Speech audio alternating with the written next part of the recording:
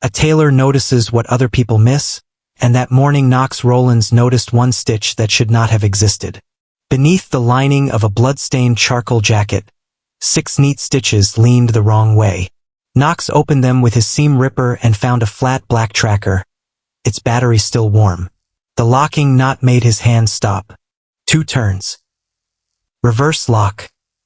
He had seen that pattern before. Not on fabric, but in the scars covering his shoulder, arm, chest, ribs, and back after a warehouse explosion 8 years earlier.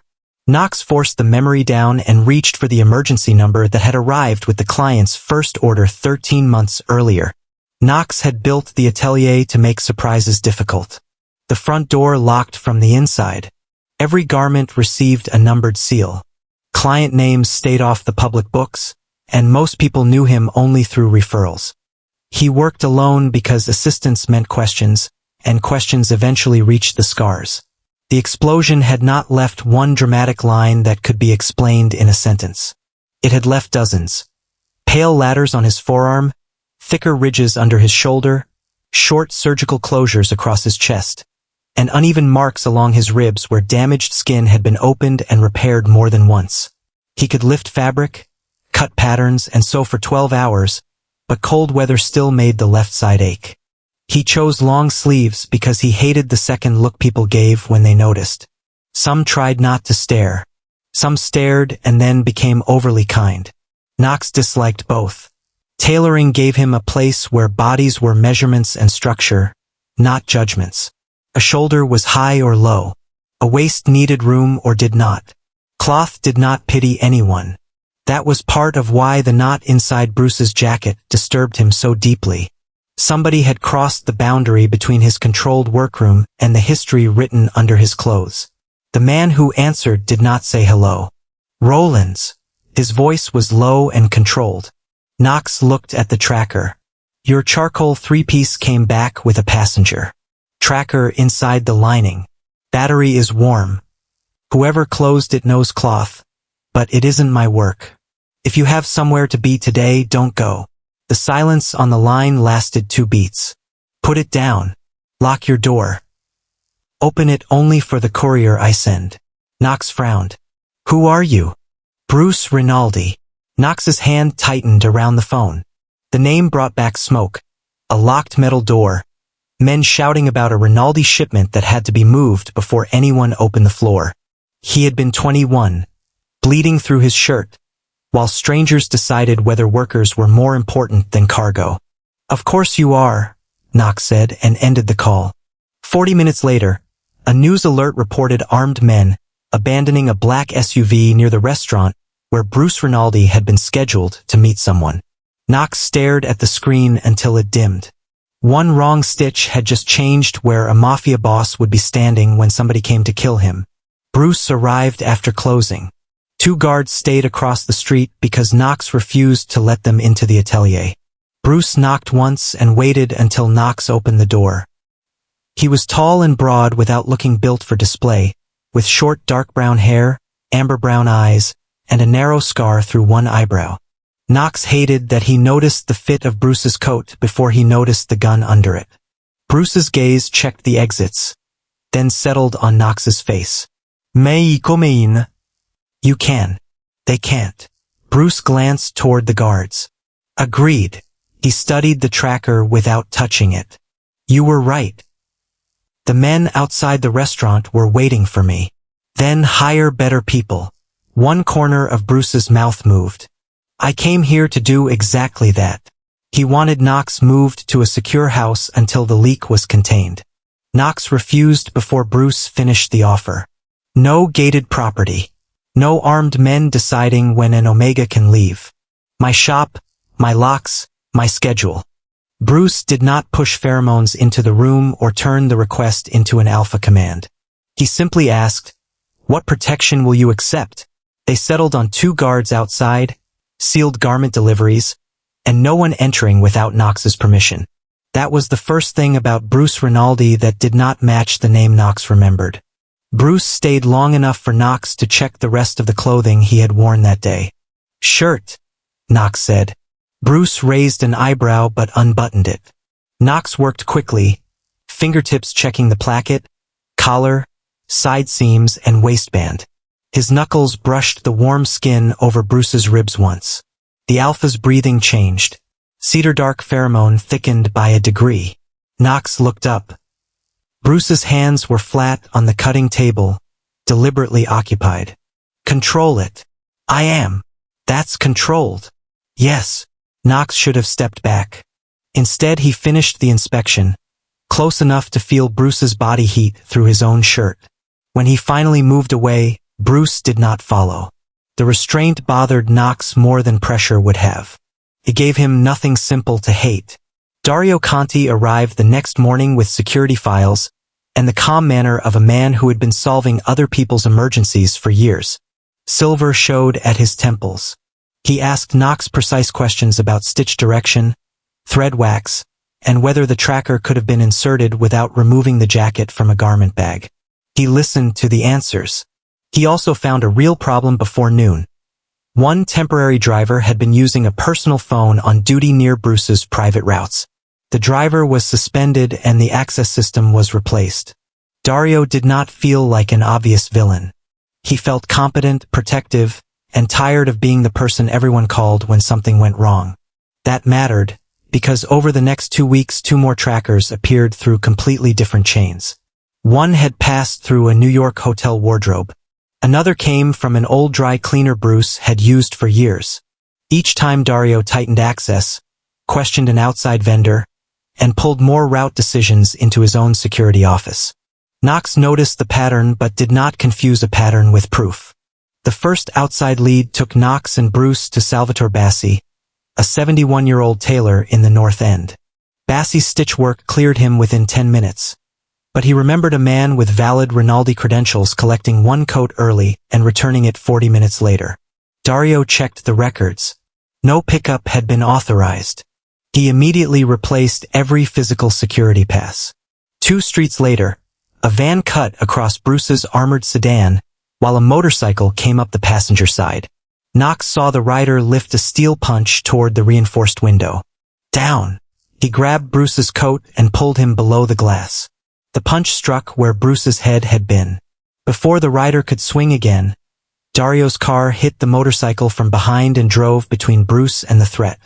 The rider escaped into an alley, but Dario had reacted without hesitation and had risked his own people to cover Bruce. Back at the atelier, Knox cleaned a shallow cut on Bruce's cheek from the damaged window. "You tried to get out of the car," Knox said. "He was running. That was the point. The van wanted you outside." Bruce caught Knox's wrist gently before the antiseptic touched his face again. "You pulled me down. You would have done the same." "Yes. Then don't turn it into a debt." Bruce released him immediately. Knox leaned closer to check the cut.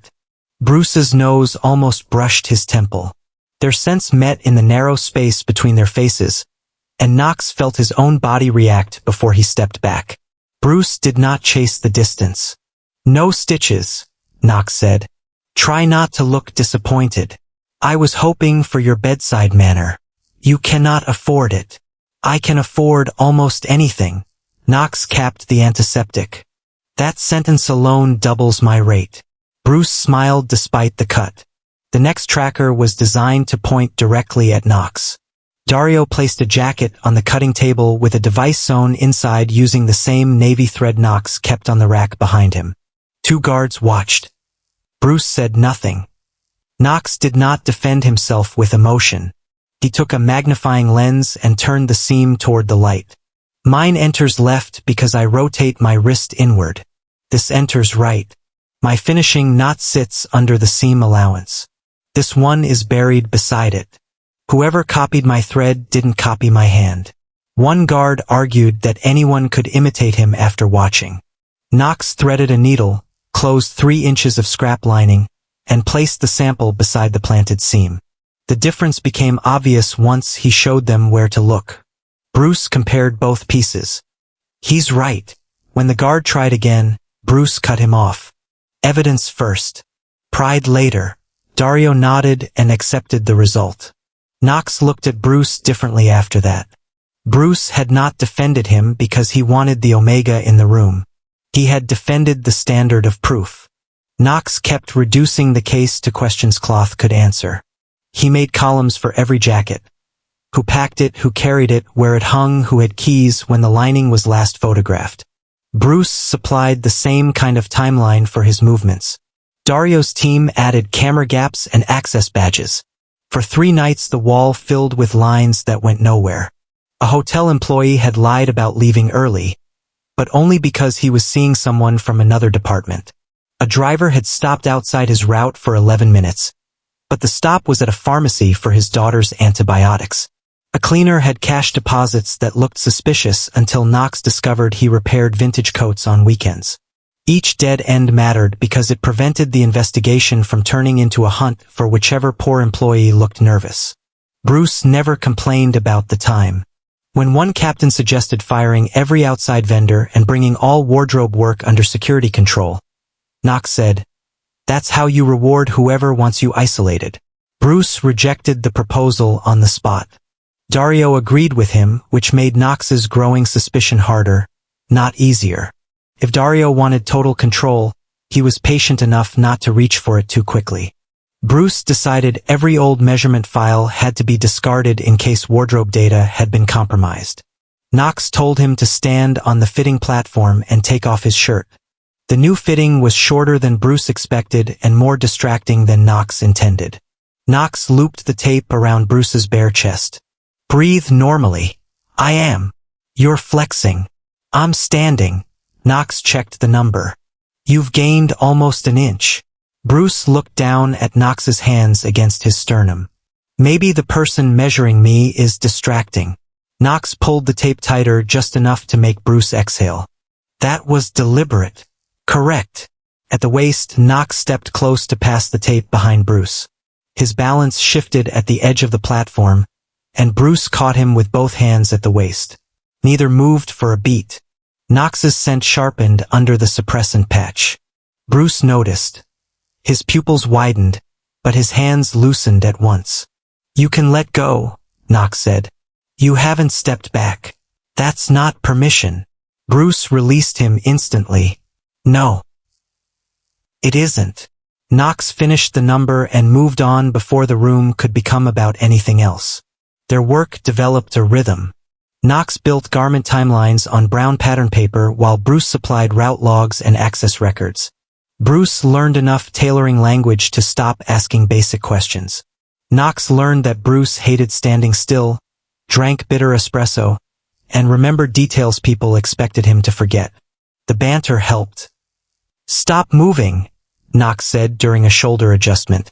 "You stabbed me. I touched wool 3 inches from your skin. Violently.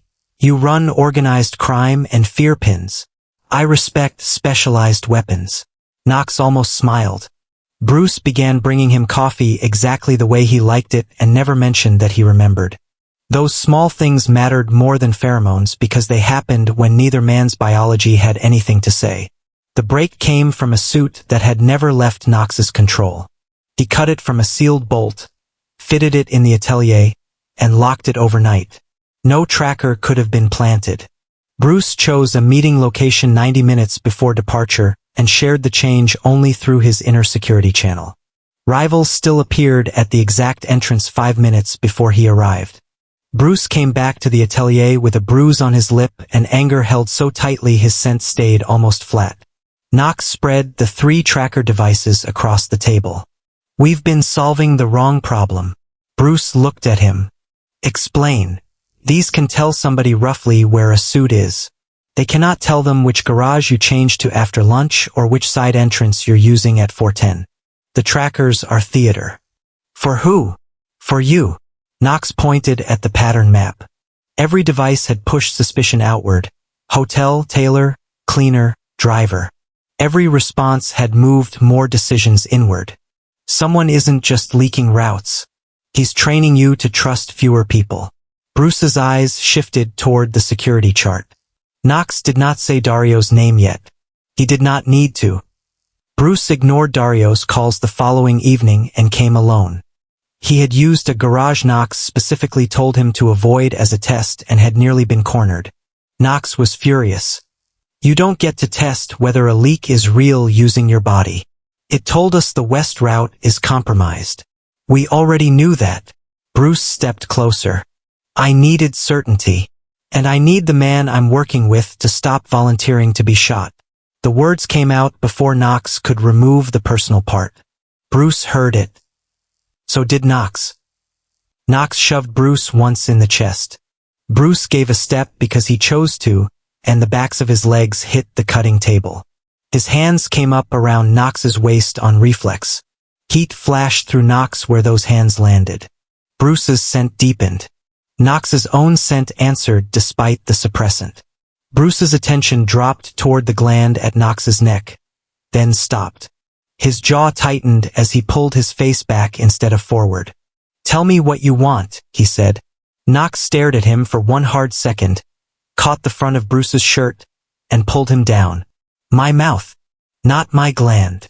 The kiss was brief and rough enough to leave both men breathing harder when Knox broke it. Bruce did not follow when Knox stepped away. Good, Knox said, voice uneven. You can listen. Barely. Practice. After Bruce left, Knox returned to the tracker thread. Under magnification, the Navy wax carried a mineral sheen he had seen before, not on tailoring spools but in reinforced emergency suture kits used by private security teams. Dario had been a field medic before he became Bruce's security chief. Knox took off his suppressant patch, rolled his sleeve above the elbow, and forced himself to look at the scars he normally treated as blank space. Pale hook at the wrist. 3 short ladders along the forearm. A thicker ridge climbing toward the biceps. On one old emergency closure, the knot turned twice and locked in reverse. His stomach dropped. The tracker stitch had not simply looked familiar. His body had been carrying the same handwriting for 8 years. Bruce arrived the next morning without Dario. Knox asked for every archived record tied to Rinaldi-owned warehouses, shell companies, insurance reports, and incident logs from 8 years earlier. Bruce did not ask why until Knox pushed his sleeve up and showed him the old field stitches. I think Dario was there. For the first time since they met, Bruce lost control of his expression. Not enough to look shocked, but enough for Knox to see the hit land. Bruce opened old paper archives rather than current servers. Knox contacted Marcus Venn, another survivor of the warehouse. Marcus remembered security men locking the floor while a shipment was moved and one specific field medic coming back through smoke after the blast. He did not know Dario's name, but his description matched. Knox then stood across from the renovated warehouse for 10 minutes, looking at polished loft windows where the loading doors had once been, before returning to the atelier. He was done allowing everyone else to own the record of what happened there. Marcus gave Knox one detail the official reports had erased. The workers had not panicked when the first alarm sounded because a supervisor told them security was handling a problem downstairs. Then the magnetic lock stayed red. Marcus had tried the stairwell twice before smoke came through the ventilation. He remembered Knox helping a younger apprentice through a broken interior window before part of the ceiling came down. You kept going back, Marcus said. Knox looked at his coffee. I don't remember that. I do. The answer bothered him all the way back to Boston. For 8 years Knox had remembered the warehouse mostly through what it did to his body. Surgeries, scar tissue, physiotherapy. The first time a stranger's gaze stayed too long on his arm. Marcus remembered what Knox had done before he was injured. That distinction followed Knox when he stopped across from the renovated building. He could still place the old cutting floor behind the new glass.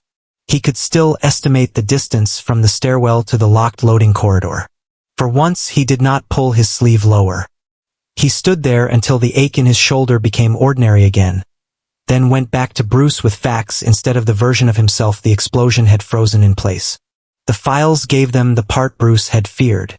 The warehouse belonged to a logistics company controlled by Bruce's father, Paolo Rinaldi. That night, Paolo had ordered the working floor temporarily locked because unauthorized people were approaching the property, and he wanted a sensitive shipment moved first. He had not ordered an explosion. He had still decided cargo mattered more than workers being able to leave. After the blast, Rinaldi lawyers pushed settlements through shell companies and buried the criminal use of the building. Bruce read the order twice and put it down. My family did this. Knox's throat tightened. You didn't. My name did. That's not the same thing. No. But I inherited the money, the routes, the people, and the silence that came after it. Bruce gave Knox every file, including records that could damage the Rinaldi organization if they left the room. He did not ask Knox to forgive him. He did not reach for him. That made Knox angrier in a different way because it left no easy villain standing in front of him. Knox closed the atelier for 3 days. He slept badly, ignored Bruce's messages, and let his suppressant schedule slip until stress pushed his sense cycle off balance. When he finally called for replacement medication, Bruce sent exactly what Knox requested through a courier and did not come with it. No alpha claiming to know what an omega needed. No excuse to use biological vulnerability as a shortcut back into the room. Knox stared at the unopened package for a long time. The next evening he called Bruce himself. Come after 9. Alone. Bruce arrived at 9:03 and stopped inside the door. Knox had chosen a black sleeveless shirt that exposed most of his scarred left arm and part of the network crossing his shoulder. He had changed twice before choosing it. Bruce's gaze caught on the scars, then returned to Knox's face. He did not pretend he had seen nothing. You can look, Knox said. Bruce stayed where he was. Are you sure? Knox hooked his fingers beneath the hem and raised it enough to show the thicker scars across his ribs and upper abdomen. I'm sure. Bruce looked without pity and without trying to turn the damage into something beautiful. When he lifted a hand, he stopped before touching. Knox closed the last distance himself, caught Bruce's wrist, and placed the alpha's palm over the ridged scar at his ribs. Bruce's breathing changed under the contact. Knox guided the hand a few inches, then let go. Bruce left it exactly where Knox had placed it. The simplicity of that nearly hurt more than the memory. Knox stepped closer and kissed him. This time there was no anger to hide behind. Bruce's hands settled at his waist only after Knox leaned into them. When Bruce's mouth moved toward the scent gland at his neck, Knox stopped him with 2 fingers against his lips. Not yet. Bruce kissed those fingers instead. Not until you ask. Knox pulled him back into one more hard kiss, then ended it before desire could make the decision for him. Not because I don't want you, he said. Because I want to choose when. Bruce nodded once. Then choose. They went back to work the next morning. Knox proposed a trap built around what Dario believed he understood, access. 3 nearly identical charcoal suits would exist. At the team briefing, everyone would hear that Bruce planned a 3 o'clock meeting at the harbor. Later Bruce would privately tell Dario the plan had changed to a 4 o'clock meeting in Cambridge and hand him the address on paper. The 3rd suit and a 3rd route would remain known only to Knox and Bruce. Knox marked the Cambridge jacket with a microscopic reflective thread inside the cuff so he could prove if anyone opened or altered it. If rivals appear at the harbor, Dario may be clean, Knox said. If they appear in Cambridge, the leak comes through the one man who received Cambridge. Bruce looked at the 3 suits. And you? Here. Not bait. Not in your car. Not near either location. Agreed. Knox had spent years being treated as a vulnerable omega when people saw the scars. He was not designing a test that required him to perform vulnerability for anyone. Before the briefing, Knox fixed Bruce's crooked tie. He loosened the knot, pulled the silk free, and retied it while Bruce stood close enough for their shoes to touch. You run a criminal empire and can't center a tie. I have people. Apparently you have me. Bruce's hands stayed at his sides. For the tie. Don't get ambitious. Knox tightened the knot with a short pull that brought Bruce's face a little closer. Bruce smiled. Cruel. Accurate. Knox flattened the tie against Bruce's chest and stepped away first. The moment lasted less than 30 seconds. Estill followed Bruce into the briefing. Dario behaved perfectly. He accepted the harbor plan in front of the team, recommended sensible protection, and later listened privately when Bruce handed him the Cambridge address. He did not touch the wrong suit. He did not make a suspicious call in the hallway. He simply folded the paper into his inside pocket and continued working. At 3:52 the next afternoon, one of Bruce's private watchers sent a photograph from Cambridge. A black sedan had parked across from the office. At 3:56 a second car arrived. At 4:01 a man tied to the rival Moretti faction checked the exact doorway printed on the paper Dario carried. The harbor stayed empty. Bruce stared at the images in Knox's atelier, both hands pressed to the cutting table. 9 years, he said. Knox understood. Dario had not been some faceless employee. He had pulled Bruce out of an ambush years earlier. He had protected him in the motorcycle attack. Betrayal did not erase those facts. Poisoned them. The hardest part for Bruce was not discovering that Dario had lied. It was separating the lie from the years when Dario had genuinely stood beside him. Bruce remembered a winter ambush in Providence when Dario had dragged him through a kitchen exit with blood running down his own leg. He remembered Dario teaching him how to read a room when Bruce was 26 and still angry enough to mistake aggression for authority. Even the motorcycle attack had been real. Dario had not staged every danger. Knox understood why that made the betrayal worse. A simple enemy could be removed. Dario had built trust honestly in some moments and exploited it in others. People keep wanting guilt to make everything before it fake, Knox said quietly while Bruce stared at the Cambridge photographs. It doesn't. Bruce looked at him. That's supposed to help? No. It's supposed to stop you wasting time trying to decide whether 9 years existed. Bruce breathed out once. They existed. And now this exists too. Knox tapped the photograph. Deal with what he chose now. Bruce nodded. It was not forgiveness and it was not comfort. It was the kind of clarity Bruce had first come to Knox for. Bruce was supposed to leave immediately for the confrontation. Knox caught his sleeve. For several seconds, neither man said anything. The trap had proved Dario guilty, but it had also proved Bruce could lose another person he trusted before midnight. Knox pulled Bruce back toward him instead of letting him walk out carrying all of it alone.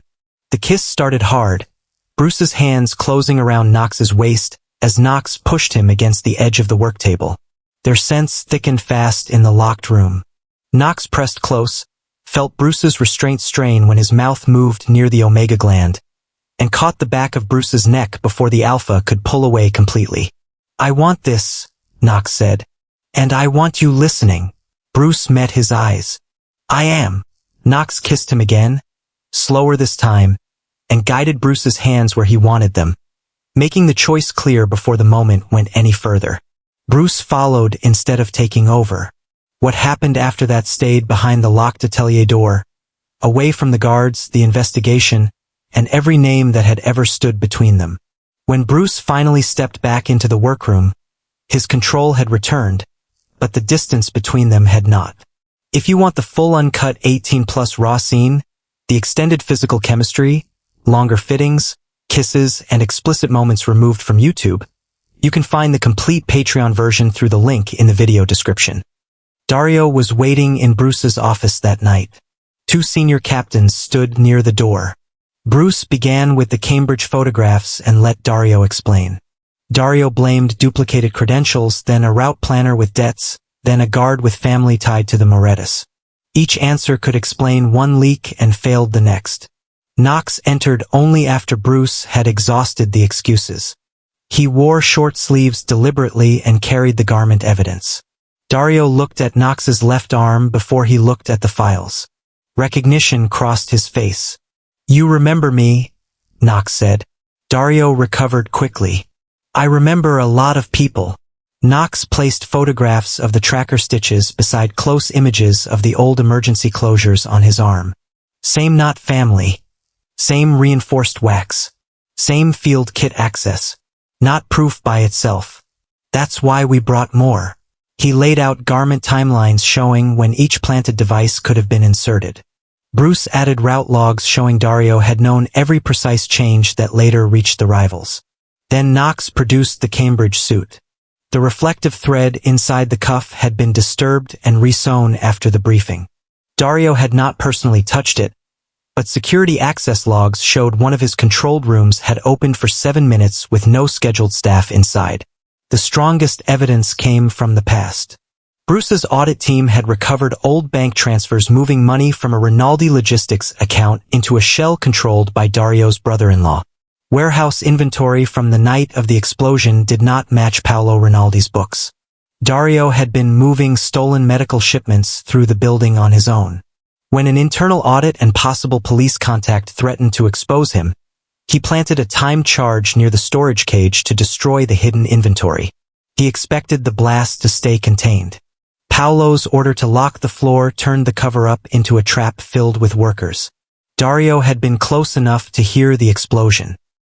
He returned to make sure nothing tied him to the shipment had survived and found Knox bleeding near the stairs. "I saved your life," Dario said, looking at the scars. Knox rolled his sleeve higher. "You kept me alive after you helped put me there." Bruce's voice stayed flat. "My father locked the door. You set the charge. You both found a different way to make civilians disposable." No one in the room argued with that. Dario's current scheme had the same shape as the old one. Bruce's audit of legacy accounts was getting close to the 2018 theft. Killing Bruce outright would have brought every investigator inside the organization down on the books.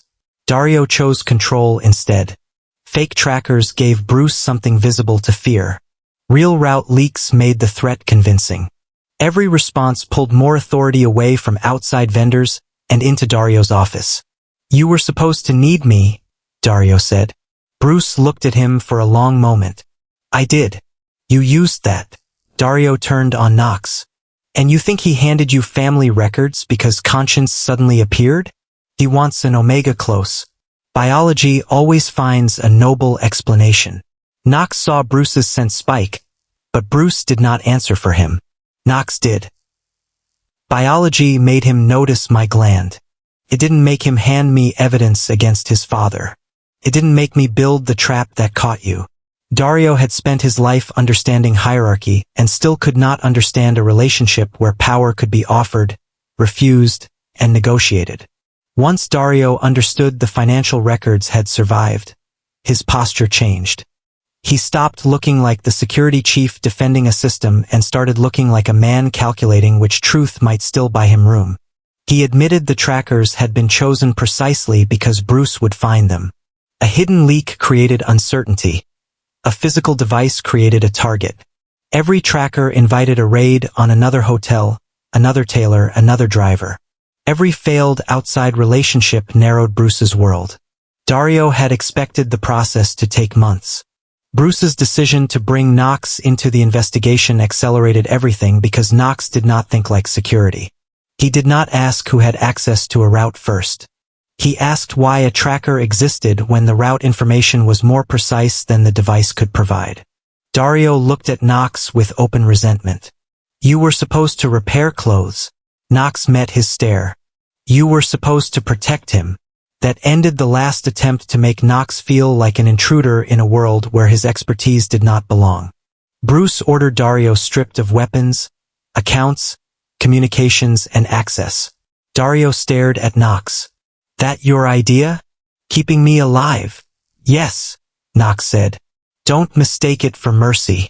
I won't let what happened to my body become an excuse for another corpse. You live long enough for every account, every route, and every name to be pulled apart." Bruce accepted the boundary without argument. That choice mattered more to Knox than any promise Bruce could have made in private. The organization took weeks to stabilize. Bruce suspended captains tied to Dario's network and turned selected financial records over through attorneys so the warehouse investigation could reopen without exposing unrelated victims. Cost him money, routes, and old alliances. 23 workers had been inside the building that night. 6 had suffered major injuries. 1 later died from complications never acknowledged in the original settlement. Bruce offered new restitution without confidentiality clauses. Knox refused personal compensation and asked for something else. Sell the property, dissolve the shell company, and put part of the proceeds into long-term rehabilitation for people injured through industrial crime. Bruce agreed and refused to put the Rinaldi name on the fund. Bruce came to the atelier once during the weeks of cleanup with a stack of legal drafts instead of clothing. He did not ask Knox to approve them. He asked him to point out where the language sounded like another Rinaldi attempt to control the people receiving help. Knox crossed out 2 confidentiality phrases and 1 clause allowing the family office to select medical providers. "This," he said, tapping the page, "is still ownership." Bruce read it, took the pen and removed the clause.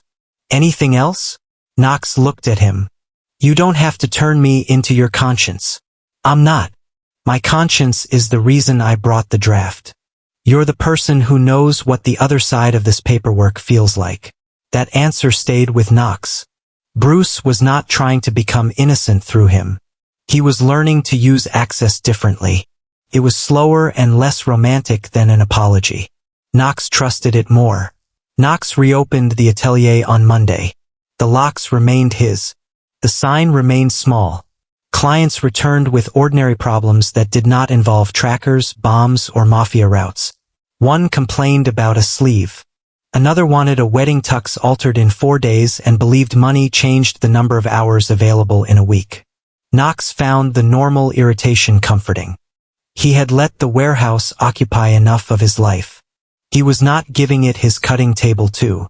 Bruce came by on Thursday carrying no garment bag. Knox was working in a sleeveless gray shirt because the steam press had made the room too warm.